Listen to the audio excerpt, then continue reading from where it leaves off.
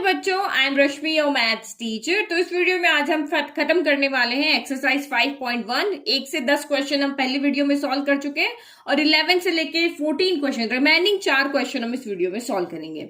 तो हमारा second type का क्वेश्चन जो यहाँ इस एक्सरसाइज में था वो था find the multiplicative inverse of each of the complex number. तो ये जो 3 पार्ट आपके हैं, क्वेश्चन नंबर 11, 12 और 13, आपको यहाँ पे मल्टीप्लिकेटिव इनवर्स फाइंड करना है। तो जिन बच्चों ने इंट्रोडक्शन वीडियो देखा था उनको अच्छे से दोनों मेथड आते होंगे कि कैसे हमने इंट्रोडक्शन मेथड में मल्टीप्लिकेटिव इनवर्स को फाइंड किया होगा।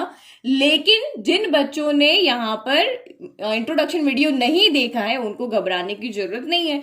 हम यहाँ पे फिर से एक्सप्लेन करेंगे कि हमने कैसे मल्टीप्लिकेटिव इनवर्स को फाइंड किया था।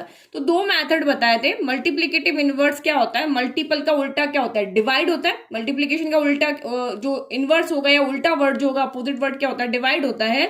तो आपको ये z दिया होता है कॉम्प्लेक्स नंबर, आपको उसका मल्टीप्लिकेटिव इनवर्स यानी कि 1/z। तो मल्टीप्लिकेटिव इनवर्स को हम z इनवर्स या 1/z, दोनों का मतलब एक ही होता है। तो z इनवर्स यानी कि z की पावर -1, तो इसको हम जब सॉल्व करते हैं तो ये 1/z, नेगेटिव पावर नीचे चली जाती है। तो किसी भी अगर आपका कॉम्प्लेक्स नंबर है उसका मल्टीप्लिकेटिव इनवर्स होता है 1/z। तो हमें एक्चुअल में यहाँ पे 1/z फाइंड करना होता है। तो 1/z करने का एक तो सिंपल तरीका है रैशनलाइज करने वाला, और दूसरा है हमारे पास जो हमने मॉड्यूलस और कॉन्जुगेट जो यहाँ पे पढ़ा था, ये मॉड्यूलस फाइंड करना, कॉन्जुगेट फाइंड करना। तो इसकी फॉर्म में भी हमारे पास एक डेफिनेशन होती है जिससे हम यहाँ पे मल्टीप्लिकेटिव इनवर्स फाइंड कर सकते हैं। तो मैंने आपको कहा था कि डिनोमिनेटर में कभी भी हम यहाँ पे जैसे रूट नहीं रखते थे वैसे आयोटा को भी कभी भी डिनोमिनेटर में नहीं रखते हैं। तो जब भी डिनोमिनेटर में कोई भी आयोटा की टर्म आ रही है तो उसको हम रैशनलाइज करके और सॉल्व कर देते हैं। जो रूट वाले क्वेश्चन के रूल थे वही के वही रूल यहाँ पर चलेंगे। यहाँ नेगेटिव है तो प्लस वाले से ऊपर नीचे मल्टीप्लाई करेंगे और सेम हम यहाँ पे सॉल्व कर देंगे। दूसरा तरीका हमारे पास यहाँ पे था कि z इनवर्स यानी मल्टीप्लिकेटिव इनवर्स फाइंड करने का। ये जो हमारा आंसर आ रहा है तो उसका न्यूमरेटर जो होता है वो कॉन्जुगेट ऑफ z के इक्वल होता है और डिनोमिनेटर जो होता है वो मॉड्यूलस ऑफ z के स्क्वायर के इक्वल होता है। तो मैंने आपको ये पूरा का पूरा यहाँ सॉल्व करके बताया था। मॉड्यूलस ऑफ z का मतलब यहाँ पे होता है √a² प्लस b²। तो जब हम इसको सॉल्व करते हैं तो हमारी यही टर्म आती है, बस हमें उसका स्क्वायर करना होता है। कौन सी वाली टर्म आती है आपकी, ये वाली टर्म, और हमें उसका स्क्वायर करना होता है। और ये आपकी होती है यहाँ पे कॉन्जुगेट ऑफ z। तो कॉन्जुगेट ऑफ z क्या करता है, जो भी आपका z होगा उसका आयोटा का साइन चेंज कर देगा। तो देखो यहाँ नेगेटिव था ना, तो ये पॉजिटिव हो जाएगा। तो इस तरीके से हम दोनों मेथड से सॉल्व कर सकते हैं। मैं आपको दोनों मेथड बताऊंगी, एक हमारा सिंपल रैशनलाइज वाला भी और एक ये फॉर्मूला वाला भी। तो दोनों से आप यहाँ पे सॉल्व कर लोगे तो आपकी मिस्टेक नहीं होगी। तो फटाफट से अगर आपका 1 मार्क में क्वेश्चन आता है तो आप सिंपली इससे फटाफट से सॉल्व कर सकते हो। और ये हमारा प्रोसेस है, ये प्रोसेस वाला मेथड है और एक हमारा सीधा आइडेंटिटी वाला मेथड है। तो फर्स्ट क्वेश्चन देखिए पहले, सॉरी क्वेश्चन में 11 देखिए। तो लेट, हमने जो भी हमें क्वेश्चन है उसके इक्वल में कुछ नहीं दिया तो हमने इसको लेट किया कि ये z के इक्वल है। हम कॉम्प्लेक्स नंबर को z से डिनोट करते, तो यहां भी हमने लिखा कि तुम्हारा जो नाम है वो क्या है, z है। नाउ हमें इसका इनवर्स फाइंड करना, तो मल्टीप्लिकेटिव इनवर्स का मतलब होता है z इनवर्स। ठीक है, तो z इनवर्स का मतलब क्या होता है, 1/z होता है। तो यही हमें फाइंड करना है। तो नाउ z इनवर्स आपका यहाँ पे क्या हो जाएगा, z इनवर्स का मतलब होता है 1/z होता है। जब सोल्यूशन की बात आएगी तो सोल्यूशन की फॉर्म में ही लिखेंगे, ऐसे करके थोड़े नहीं लिख देंगे कि 4 - 3 आयोटा की पावर इनवर्स लगा दिया और हो गया हमारा काम, ऐसे नहीं। z इनवर्स है तो हमें पता है हम कभी भी किसी भी पावर को नेगेटिव में नहीं सॉल्व करते, उसको पॉजिटिव में ले जा करके सॉल्व करते हैं। तो z इनवर्स का मतलब हमें 1/z को सॉल्व करना है। समझ में आ गया बच्चों। नाउ नेक्स्ट अब यहाँ पे देखो, कभी भी घबराना नहीं है, कोई नई चीज सामने आ गई तो समझने की कोशिश करना है। मैं हुई आपके साथ में। तो 1/1 ही हो गया। ओवर में क्या आपका z है तो नीचे हम 4 - 3 आयोटा लिख लेंगे। तो सीधे सीधे कंसेप्ट आपके क्लियर होंगे ना, तो इजीली सॉल्व कर पाओगे। और अभी मैंने आपको बताया था कि जैसे हम डिनोमिनेटर में रूट को नहीं रखते थे तो वैसे ही हम डिनोमिनेटर में आयोटा को भी नहीं रखते हैं। ये देखो, ये मैंने समझाया था ना। जैसे हमारा आंसर आया 1/√2, तो हम √2 को कभी भी डिनोमिनेटर में नहीं छोड़ते थे, तो सेम इसी टर्म का ऊपर नीचे मल्टीप्लाई करके और हम इसको सॉल्व कर लेते हैं। और यही √2 + 1 होता है, तो √2 - 1 √2 - 1 का मल्टीप्लाई करके और हम इसको सॉल्व कर लेते हैं। वही रूल है जो हमने पहले पढ़े हुए हैं, कुछ नया नहीं है। तो अब इसको क्या करना पड़ेगा, हमें यहाँ पे रैशनलाइज करना पड़ेगा। डिनोमिनेटर में हम आयोटा को नहीं छोड़ते, तो रैशनलाइज करो। नीचे 4 - 3 आयोटा है तो इधर ऊपर नीचे हम 4 + 3 आयोटा से मल्टीप्लाई करेंगे। तो ये हम यहाँ पे क्यों करते हैं, माइनस है तो प्लस से क्यों करते हैं, क्योंकि हमें एक फॉर्मूला पता है कि a + b a minus b क्या हो जाता है, a square minus b square हो जाता है, और बी स्क्वायर करने से यानी आयोटा स्क्वायर हो जाएगा, और आयोटा स्क्वायर होता है -1, तो डिनोमिनेटर से हमारा आयोटा यहाँ पे क्या हो जाएगा, हट जाएगा। तो ये आपका यहाँ पे कितना हो जाएगा, 4 + 3 आयोटा इंटू 1 कितना हो गया, 4 + 3 आयोटा हो गया।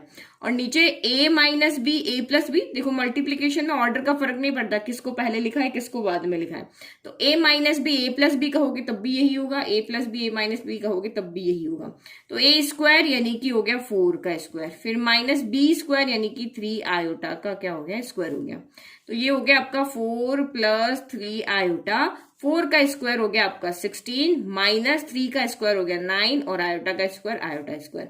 अब हमें यहाँ पे एक और चीज पता है, आयोटा स्क्वायर होता है हमारा -1, तो हमें आयोटा हटाना था, तभी तो हमने ये सारा कुछ तामझाम कर रहे हैं हम। तो ये 4 + 3 आयोटा हो गया, और ये हो गया 16, ये माइनस का 9, आयोटा स्क्वायर क्या होता है, -1 होता है। हट गया हमारा आयोटा, हमें यही तो हटाना था।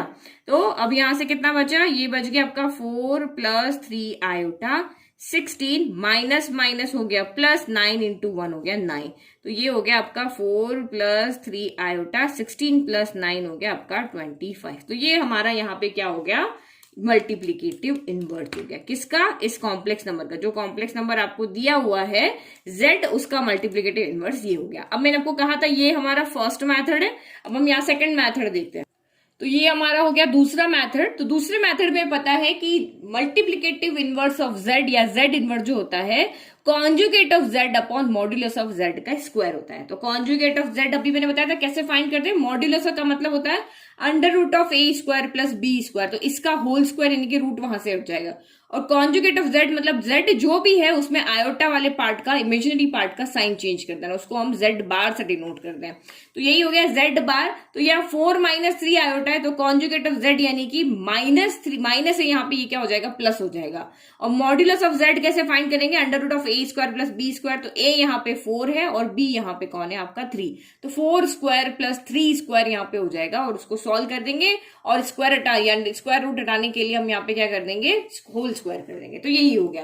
तो 1 बाय 1 सॉल्व कर लो। तो यहाँ पे सबसे पहले आपका modulus of z, conjugate of z कितना आ जाएगा, तो ये हो गया आपका 4 - 3 आयोटा का बार हो गया। तो बार यहाँ पे क्या करता है, बार को रियल नंबर से कोई मतलब नहीं है, ये इमेजिनरी पार्ट का यहाँ पे साइन चेंज कर देता है, तो इसने ये नेगेटिव को पॉजिटिव कर दिया। नाउ मॉड्यूलस ऑफ z क्या होता है, तो मॉड्यूलस ऑफ z होता है आपका √(a² + b² होता है। तो a यहाँ पे कौन है, a यहाँ पर है 4, तो ये हो गया 4², और b कौन है यहाँ पर, तो b यहाँ पर है 3, तो ये हो गया आपका यहाँ पे 3²। तो ये आपका 4² हो गया 16, और 3² यहाँ पे कितना हो गया आपका 9। एक मिनट, यहाँ पे माइनस है ना, तो ये -3 आएगा, b यहाँ पे कितना आएगा, -3 का स्क्वायर आएगा। तो माइनस का स्क्वायर, ये यहाँ से देखो a 4 है और b कितना यहाँ से -3 है, तो ये -3 का स्क्वायर आ जाएगा। तो माइनस का स्क्वायर प्लस हो जाता है, और 3 का स्क्वायर क्या हो जाएगा, यहाँ पे 9 हो जाएगा। तो 16 + 9 कितना हो गया, √25 हो गया। तो हम यहाँ पे क्या है, मोड z का स्क्वायर है, तो मोड z का होल स्क्वायर हमें चाहिए, तो वो क्या हो जाएगा, √25 का होल स्क्वायर। तो रूट से आपका स्क्वायर कैंसिल हो गया, ओनली 25 आ गया। बस अब इनको यहाँ पे क्या कर दोगे, डिवाइड कर दोगे। Now z inverse equal to क्या होता है, conjugate of z upon modulus of z का स्क्वायर। तो ये आपका हो जाएगा 4 + 3 आयोटा अपॉन 25। तो देखो दोनों ही मेथड से आपका आंसर सेम आ रहा है। तो अगर आप मुझे पूछोगे ना कि मैम आपको कौन सा मेथड इजी लग रहा है, तो देखो जिसको फॉर्मूला याद है वो इससे कर लो, ये सबसे ज्यादा इजी है, इसमें कोई कैलकुलेशन मिस्टेक होने का कोई चांस नहीं, फटाफट आपने निकाला और न्यूमरेटर डिनोमिनेटर में रखा और सॉल्व हो गया। और यहाँ पे आपके कैलकुलेशन मिस्टेक होने के चांस रहेंगे। जिसको फॉर्मूला नहीं याद है तो वो सिर्फ यहाँ पे ये करो कि 1/z लिखना है और रैशनलाइज करना है, हमारा आंसर आ जाएगा। और जिसको फॉर्मूला याद है वो इससे डायरेक्ट यहाँ पे कर सकता है। तो दोनों मेथड इजी है, मुझे ये वाला मेथड ज्यादा इजी लगता है, जहां फॉर्मूला होता है वो चीज मुझे ज्यादा सही लगती है ना। उसका सेकंड पार्ट यहाँ पे देखें। तो question is z equal to आपका √5 + 3 आयोटा। तो z हमने यहाँ पे क्या है, लेट किया है, हमने माना है कि ये जो हमारा कॉम्प्लेक्स नंबर है वो z के इक्वल है। हमें z इनवर्स फाइंड करना, हमारा फर्स्ट मेथड। तो we know that z inverse यहाँ पे क्या होता है, 1/z होता है। आप सीधा यहाँ पे √5 + 3 आयोटा की पावर -1 करो, फिर इसको ऐसे भी सॉल्व कर सकते हो। तो ये हो गया 1 ऊपर ही रह गया, z की वैल्यू यहाँ रख दो √5 प्लस आप यहाँ पे 3 आयोटा रख दो।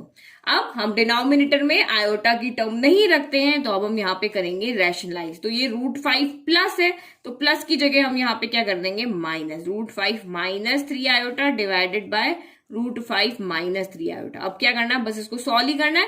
तो ये आपका यहाँ पे क्या हो जाएगा, √5 माइनस 3 आयोटा इंटू 1, तो ये हो गया √5 माइनस 3 आयोटा हो गया। और डिनोमिनेटर में क्या हो जाएगा, ये सेम √5 इंटू मल्टीप्लाई होके क्या हो जाएगा यहाँ पे √5 प्लस 3 आयोटा, और ये हो जाएगा √5 माइनस 3 आयोटा हो जाएगा। अब बस अब इसको सॉल्व करना है।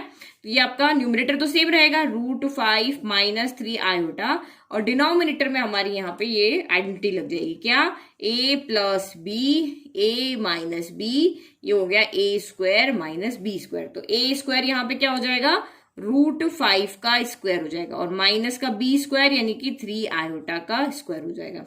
तो ये आपका अगेन न्यूमरेटर में कुछ नहीं करना, न्यूमरेटर हमारा आंसर आ चुका है। √5 का स्क्वायर क्या होता है, तो √5 का स्क्वायर, स्क्वायर से रूट कैंसिल हो गया, ओनली 5 बच गया। फिर माइनस 3 का स्क्वायर क्या होता है, 9 होता है। आयोटा का स्क्वायर आयोटा स्क्वायर ही होता है। तो ये अगेन हो गया आपका √5 माइनस 3 आयोटा सेम रह गया, और ये 5 हो गया। और हमें एक और चीज यहाँ पे पता है, आयोटा स्क्वायर होता है -1। तो ये हमने आयोटा को चेंज करने के लिए तो सारा कुछ किया था, तो ये आयोटा स्क्वायर यहाँ पे हो गया -1 हो गया। तो अब इसको सॉल्व करो, तो ये √5 माइनस 3 आयोटा, और ये हो गया 5 माइनस माइनस हो गया प्लस, 9 प्लस 1 हो गया यहाँ पर, 9 इंटू 1 यहाँ पे कितना हो गया, 9 हो गया। बस अब इसको सॉल्व कर लो, ये हो गया हमारा answer √5 minus 3 iota divided by, ये आपका यहाँ पे क्या हो गया, 14 हो गया। तो उसको अगर हमें a प्लस आयोटा बी की फॉर्म में लिखना है ना, तो अगर आपको कहे कि आंसर को a प्लस आयोटा बी की फॉर्म में लिखो, तो हमें answer a plus iota b की फॉर्म में लिखना है। तो ये 14 इसके साथ अलग लिख दिया, -3/14 आयोटा, ये हमारा आंसर हो गया। यहाँ पे ये मल्टीप्लिकेटिव इनवर्स जो हो गया वो a प्लस आयोटा बी की फॉर्म में अगर आंसर लिखना है तो इसी की तरह से आप यहाँ पे लिख दो। तो इससे पहले जो हमने सॉल्व किया था ना, तो यहाँ पर भी हम ऐसे ही कर देते हैं। ये आंसर को भी हम 4/25 प्लस 3/25 आयोटा, ये हम इसी देते, a प्लस आयोटा बी की फॉर्म में ही हम आंसर लिख करके इसका दे देते हैं। नाउ सेकंड मेथड, तो z इनवर्स क्या होता है, मल्टीप्लिकेटिव इनवर्स होता है conjugate of z upon modulus of z का स्क्वायर। तो यहाँ पे आपका कॉन्जुगेट ऑफ z यहाँ से कितना आ जाएगा, कॉन्जुगेट ऑफ z यानी कि √5 प्लस 3 आयोटा का बार हो गया। तो ये बार क्या करता है, ये बार जाकर के आयोटा वाली टर्म का साइन कर देता है चेंज, प्लस से तो क्या कर देगा, माइनस कर देगा। नाउ मॉड्यूलस ऑफ z क्या होता है, तो मॉड्यूलस ऑफ z होता है √a² प्लस b² होता है। तो यहाँ पे a कौन है, तो इस इक्वेशन के अंदर a है आपका √5, ये देखो आपका ये रहा √5a, और b कौन है आपका यहाँ पे, तो b है आपका यहाँ पर 3। तो आयोटा का कॉफिशिएंट जो होगा वो b होगा, और जो रियल नंबर होगा वो आपका √5 यानी a होगा। तो ये हो गया आपका √5 का स्क्वायर प्लस b यानी कि 3 का स्क्वायर हो गया। तो √5 का स्क्वायर क्या हो जाएगा आपका 5, 3 का स्क्वायर हो गया 9, तो 9 प्लस 5 आपका यहाँ पे कितना हो जाएगा, √14। तो हमें मॉड्यूलस z नहीं चाहिए, हमें तो मॉड्यूलस z का यहाँ पे क्या चाहिए, स्क्वायर चाहिए। तो ये हो गया √14 का स्क्वायर, तो स्क्वायर से रूट कैंसिल, तो ओनली 14 बच गया। नाउ वैल्यू पुट कर लो, कुछ नहीं हुआ, हमारा आंसर यहाँ पे आ गया। ये वाला मेथड मुझे ज्यादा इजी लगता है। तो मॉड्यूलस ऑफ z यहाँ पे कितना आ रहा है, √5 माइनस 3 आयोटा आ रहा है, और मॉड्यूलस ऑफ z का कॉन्जुगेट ऑफ z हमारा ये आ रहा है, मॉड्यूलस ऑफ z का स्क्वायर कितना आ रहा है, तो डिवाइड बाय 14 आ रहा है। तो इसको भी हम सेपरेट करके लिखते हैं। तो हमेशा आंसर आप कॉम्प्लेक्स नंबर की फॉर्म में दो, -3/14 आयोटा। तो देखो दोनों ही फॉर्म में हमारा आंसर क्या आ रहा है, सेम आ रहा है। तो जो मेथड आपको इजी लगता है उससे आप सॉल्व कर लेना। नाउ क्वेश्चन नंबर 13 इज, यहाँ पे z आपका क्या है, माइनस आयोटा, यानी अब हम इसका क्या करना है, हमें मल्टीप्लिकेटिव इनवर्स फाइंड करना है, यानी कि हमें z इनवर्स फाइंड करना है। तो माइनस आयोटा किस फॉर्म में है, जैसे आपका इक्वेशन होता था यहाँ पर कि a इक्वल टू, अगर हम यहाँ पे ले माइनस का √5 हो गया, तो इसका इस तरह से आपका यहाँ पे हो गया कि माइनस का √5 है, इसका मल्टीप्लिकेटिव इनवर्स यहाँ पे फाइंड करो। तो इस तरह से आपका यहाँ पे आपका रियल पार्ट है ही नहीं, ओनली इमेजिनरी पार्ट है। तो ये इक्वेशन जो है वो z आपकी इस तरह से 0 माइनस आयोटा इस फॉर्म में। तो a यहाँ पर कौन है, 0 है, और b यहाँ पे कौन है, तो -1 है। इस तरह से ये आपकी इक्वेशन है, ठीक है। तो इक्वेशन देख के घबराना नहीं है, सोच समझ के जो आपके दिमाग में है उसको यूज करके उसको समझ लेना है। तो इसका z इनवर्स फाइंड करना है। तो z इनवर्स यानी कि हमें पता चल गया, अब तो हम 2 क्वेश्चन कर चुके हैं। z इनवर्स यानी क्या होता है, 1/z होता है। तो 1/z यानी कि 1 अपॉन यहाँ पे क्या हो जाएगा, माइनस का आयोटा हो गया, ठीक है। अब मैंने आपको कहा था ना कि जैसे ओनली √2 होगा तो आपको इसको रेशनलाइज करने के लिए जो यहाँ पर है उसी से ऊपर नीचे मल्टीप्लाई कर देते हैं। लेकिन अगर ये पूरी एक टर्म हो √2, जैसे ये आपका यहाँ हो गया 1 + √2 है, तब आप यहाँ पे सेम ओनली √2 से थोड़ी ना ऊपर नीचे मल्टीप्लाई करते हो, तब आप यहाँ पे क्या करते हो, इसका साइन चेंज करते हो, 1 - √2 और 1 - √2 से ऊपर नीचे मल्टीप्लाई करते हो ना। तो सेम यहाँ पर भी जब एक टर्म है तो समझ लो ये √2 की फॉर्म है, तो अब हम यहाँ पे सिर्फ क्या करना पड़ेगा, आयोटा से ऊपर नीचे मल्टीप्लाई करना पड़ेगा, क्योंकि ये एक प्योर कॉम्प्लेक्स नंबर नहीं है, ये आपका एक प्योर इमेजिनरी नंबर है। ये कॉम्प्लेक्स नंबर नहीं है, एक प्योरली इमेजिनरी नंबर है, क्योंकि इसमें रियल पार्ट नहीं है। तो जब ओनली इमेजिनरी पार्ट होगा तो सिर्फ उसी से ऊपर नीचे मल्टीप्लाई करना है, और पूरा का पूरा अगर आपको कॉम्प्लेक्स नंबर यहाँ पे दिया हुआ है, real number plus imaginary number की फॉर्म में अगर दिया हुआ है, तो साइन चेंज करके हम ऊपर नीचे मल्टीप्लाई कर देते हैं। तो आप इसको बस वो रूट वाली चीज माइंड में रखो कि ओनली √2 होगा तो √2 से ऊपर नीचे करेंगे, और 1 + √2 होगा तो साइन चेंज करके ऊपर नीचे मल्टीप्लाई करेंगे। तो ये हो गया हमारा यहाँ आयोटा इंटू 1 क्या हो गया, आयोटा हो गया माइनस आपका एज इट इज, और आयोटा यहाँ पे स्क्वायर हो गया। अब हमें क्या पता है, आयोटा स्क्वायर क्या होता है, माइनस का 1 होता है। ये हमें हमारी आइडेंटिटी पता है, तो हम यहाँ पे रख ले। तो ये हो गया आयोटा, तो एज इट इज हो गया माइनस यहाँ पे पहले से, और आयोटा स्क्वायर की वैल्यू हमने -1 रख दी। तो ये हो गया आयोटा माइनस माइनस क्या हो गया, प्लस का 1 हो गया। प्लस के 1 से आयोटा को अगर आप डिवाइड करोगे तो ये आंसर आपका आयोटा ही आएगा। तो हमें इसको आंसर किस फॉर्म में देना है, कॉम्प्लेक्स नंबर की फॉर्म में देना है। तो ये हो जाएगा आपका 0 + आयोटा 1 कर देते हैं, 0 + आयोटा 1, यानी A कौन है 0 और B कौन है यहाँ पर, तो 1 हो गया। तो ये हमारा यहाँ पे आ गया है आंसर, ये हमारा यहाँ पे क्या आ गया है आंसर। अब हम चलते हैं मेथड सेकंड की ओर। तो हमारा सेकंड मेथड है हमारा फॉर्मूला वाला, उसकी तरफ हम यहाँ पे चलते हैं। तो ये क्या होता है, Z inverse = conjugate of Z upon modulus of Z का स्क्वायर। तो बार बार मैं इसलिए बोलती हूँ ताकि सुनने से आपको बहुत जल्दी फॉर्मूलाज याद हो जाते हैं। तो यहाँ पे आपका कॉन्जुगेट ऑफ Z यहाँ पे क्या होता है कि जो भी आपका आयोटा है उसका आप साइन चेंज कर दो। तो यानी क्या हो गया, माइनस आयोटा ही हमारे पास है, तो माइनस आयोटा का ऊपर क्या लग जाएगा, बार। तो ये क्या हो जाएगा आपका यहाँ पे प्लस का आयोटा हो जाएगा। तो ये हो गया आपका यहाँ पे प्लस का आयोटा हो गया। फिर यहाँ पे दूसरा क्या होता है, मॉड्यूलस ऑफ Z। तो मॉड्यूलस ऑफ Z यहाँ पे क्या होता है, √A² + B² होता है।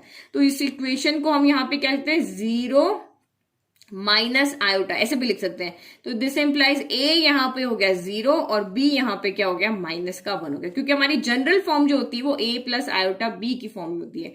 तो ये -1 जो यहाँ मल्टीप्लाई में वो आपका B हो जाएगा। इसके साथ कुछ नहीं, तो ऐसे लिख सकते हैं ना इसको, 0 + -1 इंटू आयोटा, ये इस तरह से भी हम लिख सकते हैं। तो ये 0 क्या हो गया, A हो गया, और B कौन हो गया यहाँ पे -1 का, A + आयोटा B, इस तरह से देख लिया। तो ये A² + B² हो गया। तो A² + B², तो A यहाँ पे कौन है आपका 0 है, और B कौन है -1 है। तो ये हो गया 0 का स्क्वायर, और B कौन है तो -1 का स्क्वायर। तो ये √0 का स्क्वायर 0 भी हो गया, -1 का स्क्वायर हो गया 1, 0 में 1 ऐड किया तो 1 आया, और √1 आपका यहाँ पे क्या होता है, 1 होता है। तो अब यहाँ पे मॉड्यूलस ऑफ Z का अगर आप स्क्वायर भी करते हो तो 1 का स्क्वायर आपका यहाँ पे क्या आ जाएगा, 1 ही आ जाएगा। नाउ वैल्यू पुट कर लो। तो Z inverse = Z upon modulus of Z का स्क्वायर। तो Z यानी कॉन्जुगेट ऑफ Z कितना आ रहा है, तो ये हमारा आ रहा है आयोटा, और मॉड्यूलस ऑफ Z का स्क्वायर कितना आ रहा है, तो ये आ रहा है आपका 1, यानी कि आंसर आपका आ रहा है ओनली आयोटा। यहाँ पे भी यही आ रहा था, बस अब इसको उस फॉर्म में लिख दो, 0 + आयोटा इंटू 1, यानी कि A कौन है यहाँ पर 0 है, और B कौन है 1 है। तो ये हमारा यहाँ पे हो गया फाइनल आंसर। दोनों ही टर्म में, दोनों ही मेथड से सॉल्व करने पर हमारा आंसर यहाँ पे क्या आ रहा है, सेम। तो जो आपकी चॉइस है उससे आप इसको सॉल्व कर लो। हो गया पूरा, तीनों हमने सॉल्व कर लिए। तो ये बहुत इंपॉर्टेंट क्वेश्चन है, ये आपको एग्जाम में पूछेंगे कि कोई भी कॉम्प्लेक्स नंबर दे देंगे और आपको कहेंगे कि आप इसका मल्टीप्लिकेटिव इनवर्स फाइंड करके बताओ। तो ये आपका स्कोरिंग वाला क्वेश्चन है, 3-4 मार्क्स में आपका ये क्वेश्चन यहाँ पे आ सकता है। तो ये हो गया, फर्स्ट 10 जो क्वेश्चन थे वो 1 मार्क के क्वेश्चन थे। नाउ इस एक्सरसाइज का लास्ट क्वेश्चन नंबर 14 देखते हैं। तो last question, express the following expression in the form of A + iota B। तो जैसे हमने स्टार्टिंग के 10 क्वेश्चन किए ना, ये बिल्कुल वैसा ही है, बस हमें इसको A + आयोटा B की फॉर्म में क्या करना है, लिख करके बताना है। तो कैसे लिखेंगे, तो आपको यहाँ पे फर्स्ट तो क्या दिख रहा है, न्यूमरेटर में भी टर्म है, डिनोमिनेटर में भी टर्म है, तो उसको सॉल्व करेंगे तभी तो हमारे पास में कुछ आएगा कि हम इस फॉर्म में लिख सकेंगे। तो सबसे पहला जो मेरे दिमाग में यहाँ पे चीज आ रही है कि हम यहाँ पे इसको न्यूमरेटर को अगर मैं देखती हूं तो एक ब्रैकेट है, दूसरा ब्रैकेट है, बीच में यहाँ पे कुछ नहीं है, दैट मीन्स मल्टीप्लाई का साइन है। डिनोमिनेटर को अगर मैं देखती हूँ तो एक ब्रैकेट है, दूसरा ब्रैकेट है, उसके बीच में माइनस का साइन है, तो जो साइन हमें दिख रहे हैं हम वही सॉल्व करें। न्यूमरेटर में हम इन दोनों ब्रैकेट को मल्टीप्लाई करेंगे, डिनोमिनेटर में हम ब्रैकेट को ओपन करके और सॉल्व करेंगे। बस जब भी आपको एक्सप्रेशन को a प्लस आयोटा b की फॉर्म में लिखना है तो हमेशा यही ट्राई करो कि सारे रियल नंबर को एक साथ लेकर आए और इमेजिनरी पार्ट को हम एक साथ लेकर के आए सॉल्व करके। तो न्यूमरेटर में आपको यहाँ पे क्या दिख रहा है, मल्टीप्लाई, तो मल्टीप्लाई हम कैसे ओपन करते हैं, दो ब्रैकेट अगर हमें दिए हुए हैं तो हम यहाँ पे क्या करते हैं, यहाँ पे इस तरह से x प्लस वाई हो गया और ये हम यहाँ पे लिख लेते हैं a प्लस बी हो गया। तो हम क्या करते हैं, पहले x को a प्लस बी के साथ लिखते हैं, इसको लिखा इसके साथ, फिर प्लस y को हम लिखते हैं a प्लस बी के साथ में, और फिर क्या करते हैं, ब्रैकेट ओपन कर देते हैं, ax प्लस bx हो गया प्लस ay प्लस by हो गया। ऐसे ही हम सॉल्व करते हैं ना, तो यहाँ पर भी हम ऐसे ही सॉल्व करेंगे। तो पहले 3 को इस पूरे के साथ लिख देंगे तो ये हो जाएगा सॉल्व। और देखो किसी बच्चे के दिमाग में एक और चीज आई होगी, ब्रैकेट देख के तो हमें यही फॉर्मूले का दिमाग में आता है, लेकिन अगर हम यहां पर देखें तो यहाँ के पहली टर्म के इक्वल है और दूसरी टर्म के इक्वल है। समझ में आ रहा है, देखो ये भी 3 है, ये भी 3 है, ये आयोटा रूट 5 है, ये आयोटा रूट 5 है, लेकिन बीच में साइन चेंज है, ये प्लस है और ये माइनस है। तो जिसको ये फॉर्मूला दिमाग में नहीं आया वो ब्रैकेट ओपन करके सॉल्व कर ले, और जिसके दिमाग में ये फॉर्मूला आ गया है कि यहां पर तो हमें दिख रहा है a प्लस बी इंटू में a माइनस बी, ये दिख रहा है ना, a plus b a minus b, a कौन है यहाँ पे 3 है और b कौन है, आयोटा रूट 5 है। तो हमें पता है a plus b a minus b क्या होता है, a square minus b square होता है। तो देखो जिसके दिमाग में फॉर्मूला आया वो फॉर्मूला से कर लो, जिसके दिमाग में फॉर्मूला ना आके उसके दिमाग में यह है कि नहीं मैं तो उसको ब्रैकेट ओपन करके सॉल्व कर सकता हूं तो ब्रैकेट ओपन करके सॉल्व कर लो। दोनों आइडिया बता दिया, जिसके दिमाग में जो चीज पहले हिट कर जाती है उसको उसी से सॉल्व कर देना है। तो ठीक है, तो ब्रैकेट आप इजीली ओपन कर लो कि मैंने अभी पेपर में बताया वैसे, और हम सीधा फॉर्मूला से भी इसको सॉल्व कर सकते हैं। तो a स्क्वायर यानी कि आपका हो गया 3 स्क्वायर, फिर माइनस बी स्क्वायर यानी कि आयोटा रूट 5 का क्या हो गया, स्क्वायर हो गया। और डिनोमिनेटर में तो कुछ है नहीं, माइनस से बीच में तो हमें इसको सॉल्व ही करना पड़ेगा। तो रूट 3 प्लस रूट 2 आयोटा हो गया, माइनस अंदर जाएगा तो अंदर के साइन चेंज हो जाएंगे, रूट 3 प्लस का है तो ये माइनस का रूट 3 हो जाएगा, और ये माइनस का आयोटा रूट 3 तो ये प्लस का आयोटा रूट 2 हो जाएगा। ये माइनस का आयोटा रूट 2 है ना, तो ये प्लस का हो जाएगा। तो आप न्यूमरेटर में सॉल्व करो, तो न्यूमरेटर में 3 का स्क्वायर हो गया 9 माइनस आयोटा का स्क्वायर हो गया आयोटा स्क्वायर, और रूट 5 का स्क्वायर क्या होता है, तो वो हो जाता है आपका 5 हो जाता है। रूट 5 का स्क्वायर 5 ही होता है ना। अब ये चीज तो कोई बताने जैसे नहीं, अब 11th क्लास के बच्चे हो। अब यहाँ पे क्या देख रहे हो कि प्लस के रूट 3 से माइनस का रूट 3 हो गया कैंसिल, तो रूट 2 आयोटा और ये भी रूट 2 आयोटा है, तो ये मिलके क्या हो जाएंगे, यहाँ पे देखो रूट 2 चॉकलेट, तो यानी कि 2 टाइम रूट 2 चॉकलेट हो रही है ना, तो ये यहाँ पे इस तरह से देखो, या फिर ये इस यहाँ पे वैसे ही हमें ऐड करते हैं। अब ये आयोटा को छोड़ दो, 1 टाइम रूट 2 2 टाइम रूट 2, तो ये हो गया 2 टाइम रूट 2, तो 1 time root 2 chocolate 2 time root 2 chocolate हो गया, इस तरह से समझ लो। ठीक है, तो क्योंकि ये यहाँ पे नंबर था, इससे पहले सिंपल नंबर था तो हम ऐसी नंबर से ऐड कर रहे थे। ये रूट 2 में आप बहुत ज्यादा कंफ्यूज हो, ये कैसे हो गया, तो इसी को ऐसे देखो 1 टाइम रूट 2 है, यहाँ पे भी 1 टाइम है तो 1 टाइम हो गया 2 टाइम रूट 2 आयोटा हो गया। अब आगे हम इसको और सोल्व कर सकते हैं, और हमें यहाँ पे क्या पता है, आयोटा स्क्वायर क्या होता है, माइनस का 1 होता है, तो आयोटा स्क्वायर की जगह पे आप -1 रख दो, तो ये 9 हो गया, ये माइनस हो गया, आयोटा स्क्वायर की जगह -1 रख दिया और ये 5 हो गया, और ये आपका सेम यहाँ पे रह गया 2 रूट 2 आयोटा हो गया। तो ये अब यहाँ पे और सॉल्व क्या हो जाएगा, 9 माइनस माइनस हो गया प्लस, और ये हो गया 5, और ये हो गया 2 रूट 2 आयोटा। तो 9 प्लस 5 यहाँ पे क्या हो गया आपका, 9 प्लस 5 हो गया 14, और ये हो गया 2 रूट 2 आयोटा हो गया। 2 से 14 कैंसिल हो गया, 7 आ गया, यानी कि यहां से हो गया 7 अपॉन रूट 2 आयोटा हो गया। तो आप क्या सोच रहे हो गया सॉल्व, बस फाइनल आंसर आ गया? नहीं, जो 10th क्लास में कंसेप्ट पढ़ा था वो याद है ना, कि डिनोमिनेटर में कभी भी रूट नहीं होना चाहिए। जब भी हम क्वेश्चन को सॉल्व करते हैं डिनोमिनेटर में रूट नहीं होना चाहिए, तो वही रूल यहां लगेगा। डिनोमिनेटर में रूट 2 है तो हम रूट 2 से ही ऊपर नीचे मल्टीप्लाई करते हैं। जैसे एक सिंगल टर्म है तो सिंगल टर्म जब होती है तो हम उसी से ऊपर नीचे मल्टीप्लाई कर देते हैं। 1 प्लस रूट 2 होता, अगर यहाँ पे 2 टर्म का कॉम्बिनेशन होता तो हम उसमें साइन चेंज करके ऊपर नीचे मल्टीप्लाई करते हैं। तो ये आपका यहाँ पे क्या हो गया, न्यूमरेटर से मल्टीप्लाई तो 7 रूट 2 हो गया। डिनोमिनेटर से मल्टीप्लाई तो रूट 2 इंटू रूट 2 क्या होता है, ओनली 2 होता है, तो ये हो गया 2 आयोटा। यहाँ देखो रूट 2 इंटू रूट 2 क्या हो जाता है आपका 2 हो जाता है। ये आप चीज आपको याद रखनी है। ये हो गया आपका। तो अच्छा, एक चीज तो और किया नहीं ना, आयोटा भी तो डिनोमिनेटर में नहीं रहता, तो हम आयोटा का भी तो ऊपर नीचे मल्टीप्लाई करेंगे। ठीक है, तो 7/√2 से हम यहाँ पे किसको मल्टीप्लाई करेंगे, हमें डिनोमिनेटर में, यहां से फिर से समझाओ, ये हमारा 7/√2 आयोटा था, तो हम डिनोमिनेटर में ना तो रूट रखते हैं ना ही हम आयोटा रखते हैं, डिनोमिनेटर में दोनों ही नहीं रहते, तो हम दोनों से ही ऊपर नीचे मल्टीप्लाई करेंगे, ओनली √2 से नहीं करेंगे, √2 का भी करेंगे और आयोटा का भी करेंगे, तो √2 आयोटा और √2 आयोटा, तो न्यूमरेटर मल्टीप्लाई करो 7 × √2 आयोटा, तो ये आपका 7/√2 आयोटा हो जाएगा, और ये √2 × √2 आपका 2 हो गया, और iota into iota iota square हो गया। अब इसको फिर से सॉल्व करना पड़ेगा, तो ये हो गया 7/√2 आयोटा, और ये 2 हो गया, आयोटा स्क्वायर क्या होता है, -1 होता है, तो अब यहाँ पे फिर से सॉल्व हो गया 7/√2 आयोटा, और ये -2 हो गया, तो हम -2 को हम आगे लिख सकते हैं, तो 7/√2 आयोटा बाय 2, और ये माइनस, तो अभी हमारा a प्लस आयोटा b की फॉर्म में नहीं है, ये आपका प्योरली इमेजिनरी नंबर है, क्योंकि इसमें रियल पार्ट है ही नहीं, रियल नंबर यहाँ पर है ही नहीं, तो रियल नंबर जब नहीं होता है तो इस आंसर को वो इफेक्ट नहीं करना चाहिए, तो इसका मतलब रियल नंबर नहीं है तो वो 0 है, क्योंकि 0 में हम किसी को भी ऐड या सब्ट्रैक्ट करें हमारा आंसर वही रहता है, मैं इसमें से 0 को इसमें सब्ट्रैक्ट करूंगी मेरा आंसर यही तो रहेगा, कोई फर्क थोड़ी ना पड़ेगा इस आंसर पे, तो ये हम इस तरह से लिख लेते हैं, a कौन है यहाँ 0 और b कौन है माइनस का 7/√2/2, तो ये हमारा यहाँ पे होगा a प्लस आयोटा b की फॉर्म में हमने इसको लिख दिया। तो देखो एक क्वेश्चन को सॉल्व करने में ही हमारे कितने सारी चीजें यहाँ पे यूज आई है। तो फर्स्ट चीज हमारा यहाँ पे ये फॉर्मूला आया a plus b a minus b, तो a square minus b square, simply जो ब्रैकेट ओपन करेगा उसका भी यही आंसर आएगा। फिर हमने आई स्क्वायर करके इसको पूरा सॉल्व किया, तो हमारा 7/√2 आयोटा आ गया। अब कुछ बच्चे क्या करेंगे, यहीं पे छोड़ देंगे, वो चीज को भूल जाएंगे कि डिनोमिनेटर में ना रूट होना चाहिए ना आयोटा होना चाहिए, तो हमें इसको फिर से रैशनलाइज करना पड़ेगा।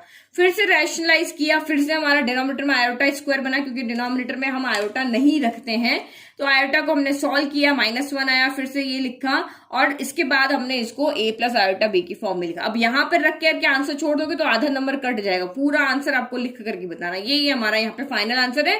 फाइनल आंसर को हमेशा इस तरह से बॉक्स में लिख करके बताना होता है।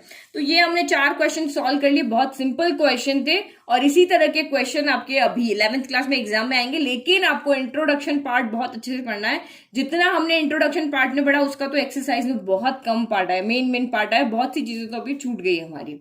ठीक है, तो वो अच्छे से पढ़ना ताकि आप अदर रेफरेंस बुक में से क्वेश्चन को सॉल्व कर पाओ, एनसीईआरटी एग्जाम्पलर को आप सॉल्व कर पाओ, और आगे आप 12th के लिए भी आपके लिए बहुत हेल्पफुल रहेगा कि आप उसमें से अच्छे से इस इंट्रोडक्शन पार्ट को पढ़ो। ओके, तो ये हमारी एक्सरसाइज होती है 1 खत्म। अब नेक्स्ट हम पढ़ेंगे यहाँ पर पे आर्गन प्लेन और उसका पोलर रिप्रेजेंटेशन क्या होता है, वो हम पढ़ेंगे एक्सरसाइज 5.2 के इंट्रोडक्शन में।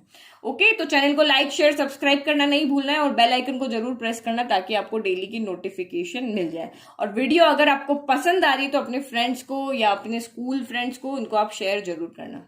ओके, चलो बाय।